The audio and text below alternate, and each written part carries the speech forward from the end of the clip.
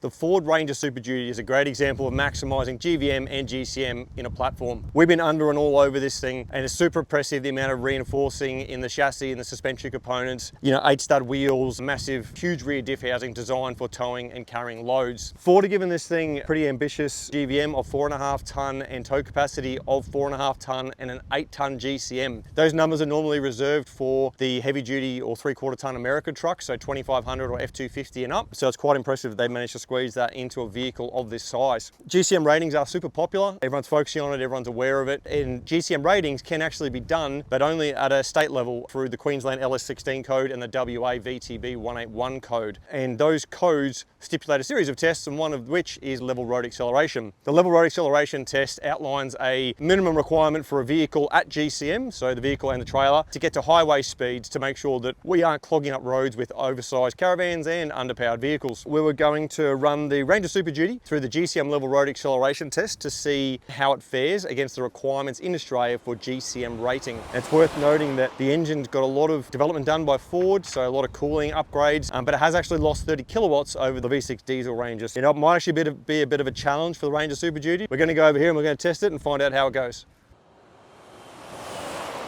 The results are in. We finished the level road testing on the Ranger Super Duty. The test is up and back 3 times, so 6 runs in total, and you've got to average them. The requirement for a vehicle like this has got to be 0 to 96.6 k's an hour in under 30 seconds. The Ranger Super Duty at 8-tonne GCM, it's stock GCM in stock configuration, did it in low 40 seconds, about 41 seconds. That's a fair bit away from the target, what it needs to meet for this SAE standard. Now, this standard is what's used to do GCM ratings in the aftermarket through the state and territories. Not every car can meet this though. For example, a Mitsubishi Triton takes about 38 seconds in stock configuration at its stock GCM. So this thing's actually a good handful of seconds slower at a highway speed than a Mitsubishi Triton is at their stock GCMs. So what other realistic options were there for Ford with the powertrain in the Ranger Super Duty? Well, they've obviously detuned it for a very good reason, but retaining the factory Ranger's 184 kilowatt V6 power would have certainly helped. But there's one other realistic option that was available to them that would certainly help a lot.